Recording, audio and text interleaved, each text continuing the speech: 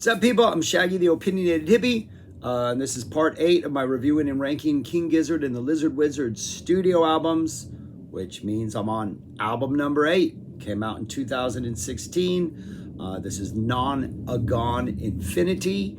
And yeah, this is where King Gizzard becomes even more King Gizzardy and just becomes more of the absolutely unique, special, one-of-a-kind band that they are. Not only is the music on this album absolutely fantastic, it is very much their version of highly adrenalized kraut psych rock, just crazy, jammy psych franticness, with some little diversions and a little jazz rock, a little funky little middle of the album number, some cool breakdowns. But this is a high adrenaline album. Fantastic. But conceptually, the title Nonagon Infinity, Nonagon is a 9-sided polygon. There were 9 songs on this album. Infinity, we know what infinity means.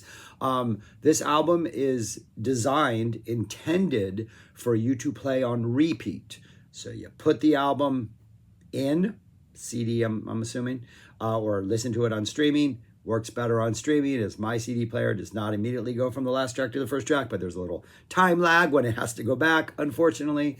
But if you do it on streaming, it works. So you put it on repeat, the entire album, because then when you get to the last song flows directly back into the first song. And the entire album is meant to play on an infinite loop, because every single song segues into every single other song. For the most part, those segues are in the midst of like a track meet where everybody's going at full speed and you're passing the baton and you're trying not to lose momentum. There are a couple tracks where things kind of slow down a little, or we get kind of a new riff or a new sort of beat. But for the most part, it all feels like one continuous jam. And I think the first couple times I listened to it, it does seem to blend together and blur together. It doesn't in any way become monotonous, but you do tend to maybe lose where those differences in the songs are. And then the more you listen to it and the more you get used to the songs, you can hear the new guitar riff or just, the little tiny things that sort of differentiate the actual 9 tracks. Though some of them are more extreme than others. There's also a Nonagon Infinity, Open the Door theme that runs throughout the album. It's there in the beginning, couple songs. It pops up again on the second half of the album. But it's just this vamp, this groove in which they're like, Nonagon Infinity, open the door. And they just kind of riff on that. And then we go off into whatever song we're in. It's just amazing. And the first track, and like the continuation, it's not like Pink Floyd's The Wall, right? Where the end of The Wall has this like quiet music and then somebody says, isn't this where? And then it cuts off. And then if you go to the beginning and you play it on loop, that finishes where somebody goes, we came in, so you could theoretically play The Wall on a continuous loop because of that ending and beginning. But that's not what this is. Like this came out of, they were touring, they were constructing set lists, they're trying to figure out like the best way to have like a flow to their shows. And King Gizzard, being King Gizzard, was like, well, why don't we do that on an album and make every song flow into each other and then make the album flow back into itself and in this continuous loop? Because that's what we do as King Gizzard. We push boundaries and do new things on every album. It's just absolutely fantastic. It's exhilarating.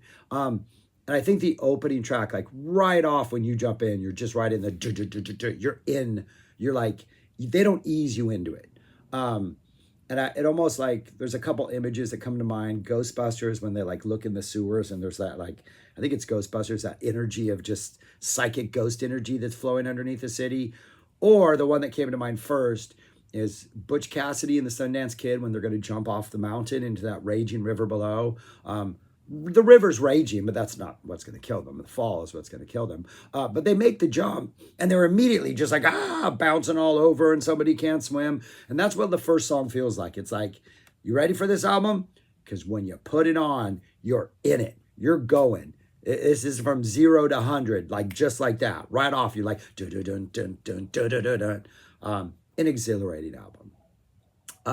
First 3 songs are probably the most like pedal to the metal, krautrocky, full on attack type thing. Robot Stop, Big Fig Wasp, Gamma Knife. We're just high energy. We're right in there. By the time we get to Gamma Knife, we're starting to get a little bit proggier, some little bit of a weirdness, kind of proggy energy starts to seep in.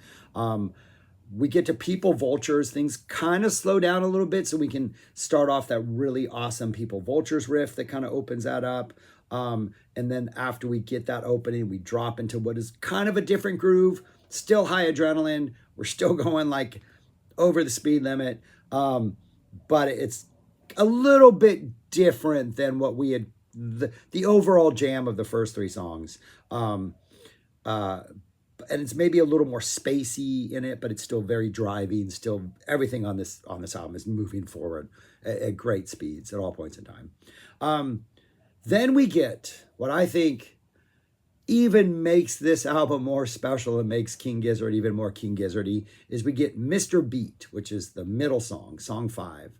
I checked the times. I was really hoping that the first 4 songs and the last 4 songs would have equal time lengths, because that would be a King Gizzard thing to do. They're not. The first half is a couple minutes longer than the second half. But Mr. Beat's right in the middle.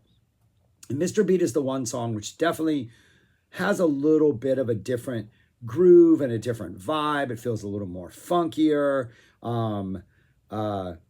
It's definitely not as like relentless in attack as the first 4 songs, or as crazy and indulgent and maybe experimental as the stuff that follows. Kind of a weird, quirky psych pop number. But the cool thing about Mr. Beat is it's in 7/4. And the lyrics like specifically address the fact that it's in 7/4, which I don't know why. I just think it's a cool thing to do. But the lyrics are like the repeated refrain of what I guess is the chorus is, once I missed a beat, I only missed a beat. Once I missed a beat, I only missed a beat. Only got 7 because you're missing a beat. Once you missed a beat. And then I think there's a couple 4/4s after that. But yeah, the main lyrics are in 7/4. So in the midst of this like river of intense, chaotic, psych, pedal to the metal attack, you have this little island, almost like we're like, okay, I got to take a break from like the craziness. But even when you're taking a break from the craziness, you got some funky time signatures, and they're addressing it, and they're like full on meta. And what an amazing band. After that, we have Evil Death Roll, which is the longest song on the album. There's a nice little breakdown in the middle of this, kind of a weird psych, electronic, almost like weird breakdown. Then we get get a little glimpse of the Nonagon Infinity theme. Then we go back into the song. Invisible Face, some really funky psych vibe, nice little riff in there. We get a low-key jazzy part in the middle that's kind of jazz rocky. Then it gets weirder and darker and funkier after we emerge out of that jazz part. We go into Wah Wah, which is a similar vibe as Invisible Face. That builds up some really nice intensity into the closing road train, which kind of has this breakdown in the beginning where we get this kind of droney section, kind of a droney, noisy, kind of just throbbing, humming section that's just still psyche and still chaotic. And then that goes into the song proper. And then once the song proper ends, we have about 30 seconds of like straight up jamming that kind of sets the mood for, if you don't have it on repeat, for the album to abruptly end. But if you have it on repeat, for the album to ease right back into robot stop so we can do the entire thing again. It is amazing. They pull it off. It's fascinating. The songs are great. They do a really good job of like, even if you're going to listen to it once and not put it on repeat, or even if you do listen on repeat, they break up the sort of high energy songs that definitely blur together. They break those up well with songs that are very distinct. Like I do think the first 3 songs have a similar jammy vibe to them, and then you get People Vultures, Mr. Beat, Evil Death Roll, Invisible Face, which are all kind of inserting weird different things throughout it, and then you close out with Wah Wah and Road Train, which are kind of reestablishing that more straightforward, pedal to the metal energy. Yeah, it's just absolutely amazing. They do a fantastic job. A great album. Where would I rank it though? Among the other 7 I've already done, it was probably number 1 for many years after it came out, just because the concept blew me away and I think they executed it perfectly. But I do have it at number 2. I do think I'm in Your Mind Fuzz for me is just overall has a little more diversity, still has the awesome like opening, where you get the segue in songs, but you have that middle song that's just complete jammy in the middle. But yeah, those top, yeah, I mean, all of these albums are great. Like none of these albums are bad on this list. It's just, this is the list of favorites. I'm ranking them by my favorites, and I probably listen to I'm Your Mind Fuzz these days a little more than I do Nonagon. And yes, I know Head on Pill is one of their greatest songs, if not their greatest song. But yeah, Float Along, Fill Your Lungs is down at number 3, just because it's also near perfect, but these other ones I listen to more. Yeah, this band is fantastic, people. But anyways, that's all I got for an absolutely amazing special album that every lovers of music, you have to hear. You got to get this. If you haven't heard Nonagon Infinity, your life it's not as good as it could be. And you can change that, and you should.